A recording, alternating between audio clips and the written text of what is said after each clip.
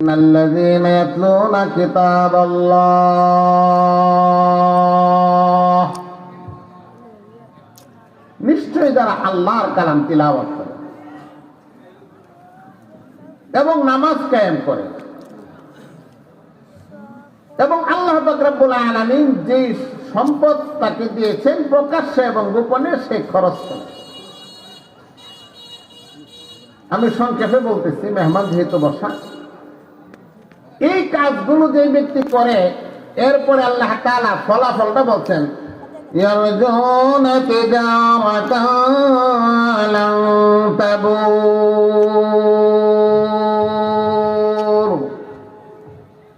যারা কোরআন শরীফ তিলাওয়াত করে, নামাজ কায়েম করে, আল্লাহর দেয়া সম্পদ থেকে হালাল ভাবে সবের কাজে আল্লাহর রাস্তায় খরচ করে, তারা আল্লাহর সাথে এমন একটা ব্যবসার সম্পর্ক করলো, আল্লাহ তাআলা বলেন যেই ব্যবসার মধ্যে কখনো লস হওয়ার, মন্দা আসার কোনো সম্ভাবনা নাই।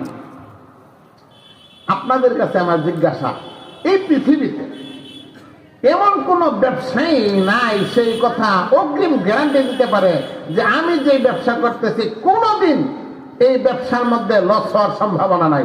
এমন কোন ব্যবসা আছে?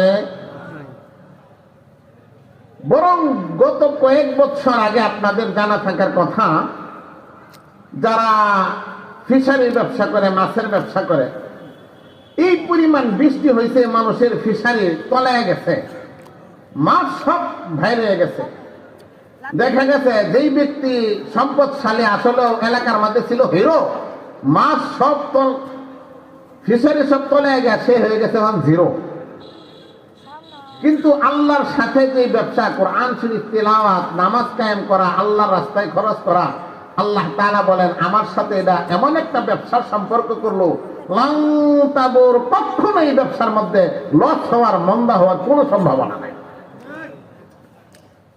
আল্লাহ তাআলা কোরআনের মধ্যে এই কথা বলছেন। আল্লাহ তাআলার কথা %% মিথ্যা হওয়ার সম্ভাবনা আছে? নাই। এখন আপনাদের কাছে আমার জিজ্ঞাসা, এই পৃথিবীতে প্রত্যেক মানুষ দেখবেন একদম ভালো ডাক্তার হইলে সে MBBS পাস করার পরেও ইন্টার্নি করে, ভালো ডাক্তারের পিছনে ঘুরে। যে সফল ব্যবসায়ী, তার পিছনে আরেকজন ব্যবসায়ী ঘুরে যে ভাই তুমি তো ব্যবসায় কোনো সময় লস খাও না, আমি শুধু লস খাই, তাহলে কিভাবে তুমি ব্যবসা করো?